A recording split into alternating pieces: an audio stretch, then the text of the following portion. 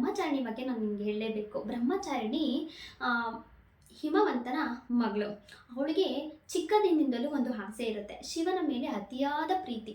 ಅಂದರೆ ಶಿವನನ್ನು ಪತಿಯನ್ನಾಗಿ ಪಡಿಬೇಕು ಅಂದ್ಬಿಟ್ಟು ಅವಳು ಚಿಕ್ಕನಿಂದಲೇ ಶಿವನ ಮೇಲೆ ಒಂದು ಆಸೆಯನ್ನು ಇಟ್ಕೊಂಡ್ಬಂದಿರ್ತಾಳೆ.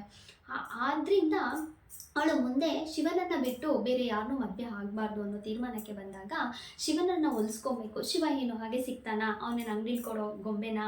ಅಲ್ಲ ಅಲ್ವಾ. ಶಿವ ಬ್ರಹ್ಮಾಂಡವನ್ನೇ ಸೃಷ್ಟಿ ಮಾಡೋದಂತಹ ದೈವ. ಅವನನ್ನು ಪಡಿಬೇಕಾದ್ರೆ ಅಷ್ಟು ಸುಲಭ ಅಲ್ಲ ಅಲ್ವಾ.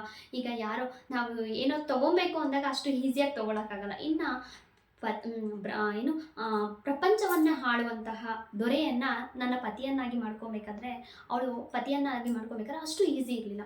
ಸೊ ಅವಳು ಏನು ಮಾಡ್ತಾಳೆ, ತಪಸ್ಸನ್ನು ಕೈಗೊಳ್ತಾಳೆ. ಯಾವ ರೀತಿ ಅಂದರೆ ಎಷ್ಟು ತಪಸ್ಸು ಅಂತಂದರೆ ಫಸ್ಟು ಅಂದರೆ ಊಟವನ್ನು ತ್ಯಜಿಸ್ತಾಳೆ, ಆಹಾರವನ್ನು ತ್ಯಜಿಸ್ತಾಳೆ, ನಂತರ ನೀರನ್ನು ತ್ಯಜಿಸ್ತಾಳೆ.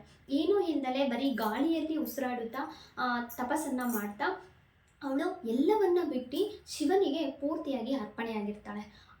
ಎಷ್ಟು ಕಠಿಣವಾಗಿರುತ್ತೆ ಅಂದರೆ ಆ ತಪಸ್ಸು. ಅಷ್ಟು ಸುಲಭನ? ಊಟ ತಿಂಡಿ ಎಲ್ಲ ಬಿಟ್ಟು ಕಡೆಗೆ ಗಾಳಿಯನ್ನು ಸೇವನೆ ಮಾಡಿಕೊಂಡು, ಗಾಳಿ ಸೇವನೆ ಅಂತಂದರೆ ಉಸಿರು ತಗೊಳ್ಳೋದು ಉಸಿರು ಬಿಡೋದು, ಇಷ್ಟೊಂದು ಸೇವನೆ ಮಾಡಿಕೊಂಡು ಅವಳು ಜೀವಂತವಾಗಿ ಇಟ್ಕೊಂಡು ಒಂದು ಕಠಿಣವಾದ ತಪಸ್ಸನ್ನು ಮಾಡ್ತಾ ಇರ್ತಾಳೆ. ಆ ಕಠಿಣವಾದ ತಪಸ್ಸಿಗೆ ಪ್ರತಿಫಲ ಸಿಗುತ್ತೆ.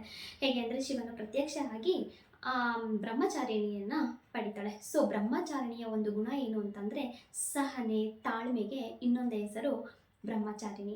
ಸೊ ಈ ದೇವಿಯನ್ನು ನಾವು ಪೂಜೆ ಮಾಡೋದ್ರಿಂದ ನಮ್ಮಲ್ಲಿ ಅಂದರೆ ನಾವು ಸಾಮಾನ್ಯರಾದ ಮನುಷ್ಯರಿಗೆ ತಾಳ್ಮೆ, ಸಹನೆ ಎರಡು ಸಿಗುತ್ತೆ ಅಂತ ಹೇಳ್ತಾ, ಅದಕ್ಕೋಸ್ಕರ ಈ ದಿನವನ್ನು ಬ್ರಹ್ಮಚಾರಿಣಿಯಾಗಿ, ಅಂದರೆ ಆ ದೇವಿಗೆ ಅಷ್ಟು ಶಕ್ತಿ ಇತ್ತು, ಅಷ್ಟು ಶಕ್ತಿಯಿಂದ ತನ್ನ ಪತಿದೇವನನ್ನು ಪಡ್ಕೊಂಡ್ಳು.